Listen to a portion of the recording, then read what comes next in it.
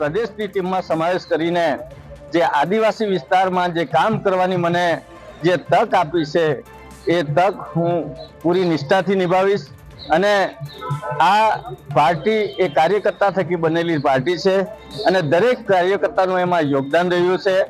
આ દરેક કાર્યકર્તાને સાથે રાખીને એમને આપણી પાર્ટી ભારતીય જનતા પાર્ટીને આગળ વધારીશું અને ખાસ કરીને કે આપણો વલસાડ જિલ્લો છે એ વલસાડ જિલ્લો કોંગ્રેસ મુક્ત જિલ્લો છે અને આવનારા દિવસોમાં પણ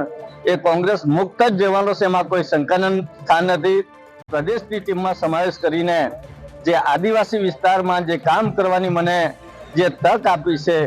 એ તક હું પૂરી નિષ્ઠાથી નિભાવીશ અને આ પાર્ટી એ કાર્યકર્તા થકી બનેલી પાર્ટી છે અને દરેક કાર્યકર્તાનું એમાં યોગદાન રહ્યું છે। આ દરેક કાર્યકર્તાને સાથે રાખીને એમને આપણી પાર્ટી ભારતીય જનતા પાર્ટીને આગળ વધારીશું અને ખાસ કરીને